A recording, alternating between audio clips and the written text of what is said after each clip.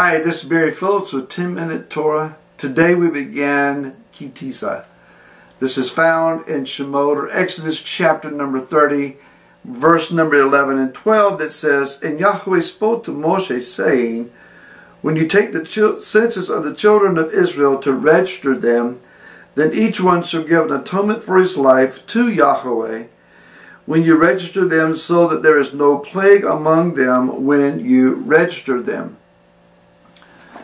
Now, we have been taught, maybe even propagandized here in America, about the glorification of the individual. After all, we are a country that is based on Western values, coming and rooting from the Greco-Roman mindset. The glorification of the individual, we applaud those who do it the best. Whether it's a feat of strength, some athletic maneuvers, some musical ability, whatever the skill is, we find those who do it to our liking, or perhaps better than anyone else, that has the most plaques, awards, ribbons, and stars after their name. And we applaud them, we idolize them, and we think they're the greatest. Hebraic mindset is a bit different. And that is that those who are gifted and called, those who have great ability and skill in the midst of the community, they have their skills utilized for the benefit of the community. It's not about applauding someone, it's about building everyone else up. Great difference. So, do I need to seek to be applauded, or do I need to find myself fitting into the role that I'm called to make the community better? Great difference of mindset. Those of us who have left previous systems to come and walk in the commands of Yah and to walk in His Torah, we seem to have a bit of difficulty. We like to applaud our teachers and our prophets when we can find those. We like to applaud those that sing the best, dance the best, do it the best. But Yah is just simply saying, you are who you are, you're gifted as you are, you're called as you are for your role in the community. So when I do what I'm doing, I'm recording, I am teaching, I'm admonishing, I'm leading my congregation, I'm working on music. When I do these things, it's not that I personally get recognized, it's that you grow. The goal is not for my applause. The goal is for you to grow up, mature, become more edified, become strengthened and encouraged, so that when you do your part, that the part of the community that I'm connected to is also benefited. We all fit together, we all mesh together, and we're one together. So why count the individual? Perhaps there is a clue in the latter half of this command. Tisa et Rosh B'nai Israel.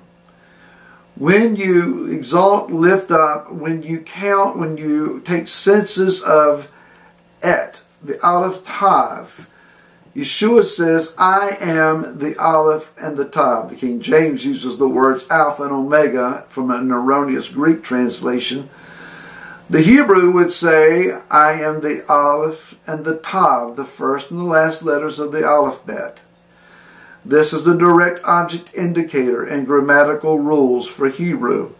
Wherever you see the Aleph, Tav as letters, they're not necessarily translated, but they are an indication that whatever follows is what the verb is acting on. In this case, the verb is to count. Count what? Well, we have the Aleph Tav pointing to the word Rosh, to the head.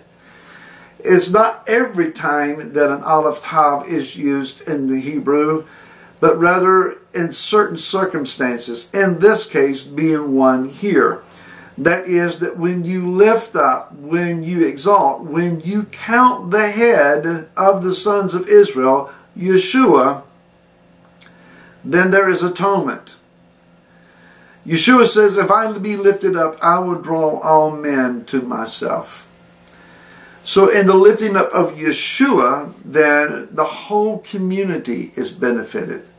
The idea is that if I will exalt him, he will gather all of us up and bring us unto himself. If I lift myself up, if I exalt you, then I have done nothing really other than slap you on the back and encourage you. The idea is to lift up Yeshua. Whatever we do, however we do it, it is for him, to honor him, to glorify him, and to exalt him. This other part of the command is that each man, in order for him to be atoned, when the individual is acknowledged, there needs to be a covering. We get the idea of kofar, the idea of not so much covering, but sealing, protecting, and guarding. It's not so much to cover up, but to cover over. So our sins, when we are individually acknowledged, that they not be recognized against us by the accuser of the brethren, Yeshua becomes a covering for us. I give a half shekel, you give a half shekel. Young, old, rich, poor. None is required to give more. None is permitted to give less. The idea is that you and I stand on equal footing, on level ground, when we stand before the Messiah. He loves us the same. He has a desire for us to succeed the same. He wants us to be an instrumental part of the community the same. Your calling, your gifting may be more prominent than mine. It may be more outlandish. It may be requiring a greater level of skill. But when you do what you do, and I do what I do, we do what we do together.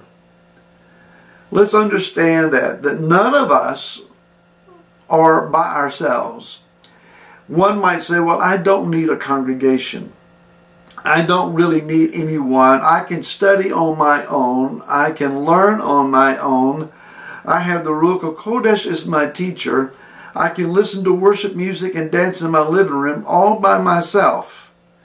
My friend, if you are the finger of the body and the finger is severed, that finger laying by itself will die with no blood flow, with no connection to the rest of the body.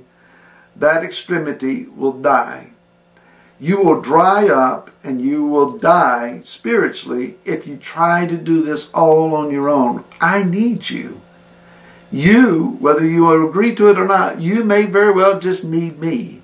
We need each other.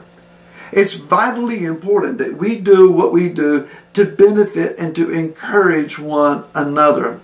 After all, what Yeshua did was not for Yeshua, it was for us. Let that sink in for a moment. Yeshua did what he was called to do.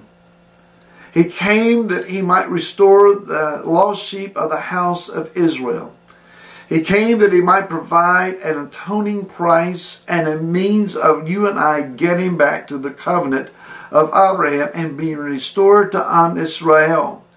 Yeshua came that he might destroy the works of the devil. 1 Yochanan chapter 3 teaches.